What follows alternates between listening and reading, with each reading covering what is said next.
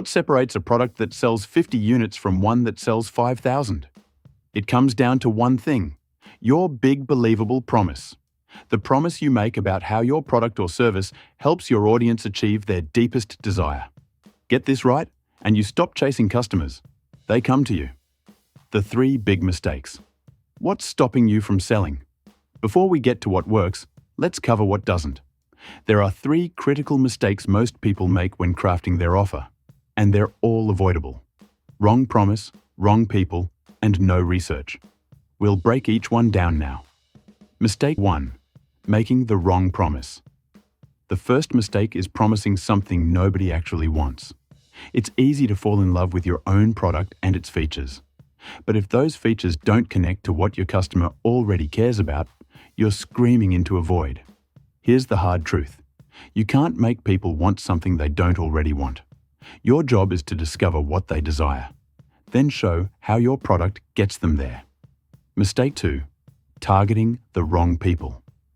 The second mistake is building a compelling offer for people who will never buy. This includes audiences with no budget and, just as critically, customers who only respond to discounts. JCPenney learned this the hard way. When they cut deals and replaced them with flat everyday pricing, revenue collapsed. Why? Less than 1% of their sales had ever been at full price. They had built an audience addicted to the discount, not loyal to the brand. Discounts can't create desire. They only mask its absence.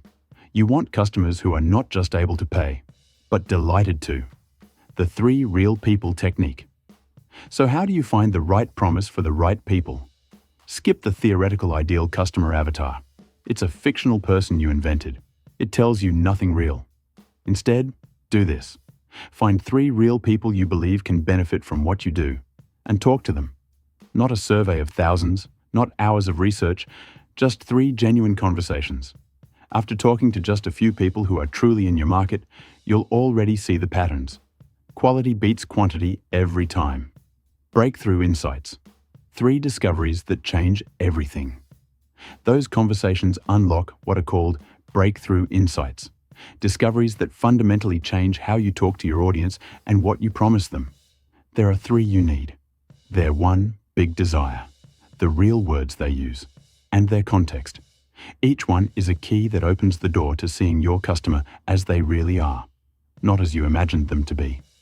One big desire. 7. Fundamental human drives. Every customer's one big desire connects to a fundamental human drive. Status, relationships, security, pleasure, money, freedom, health. These are the deep motivators behind almost every purchase decision. Your promise must tap into at least one of them.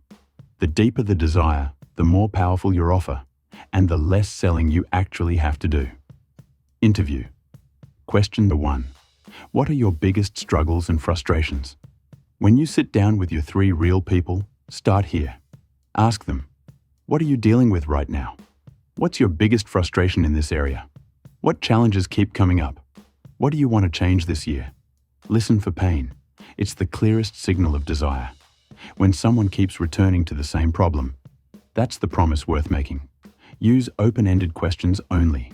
You want their authentic answers, not the ones you're hoping to hear. Breakthrough insight. 2. The real words they use.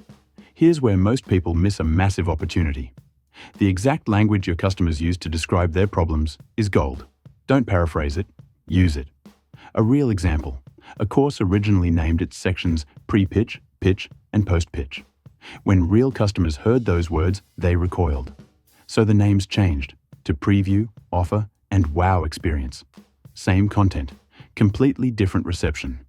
Write down exactly what your customers say. Then use those words in your marketing. Interview.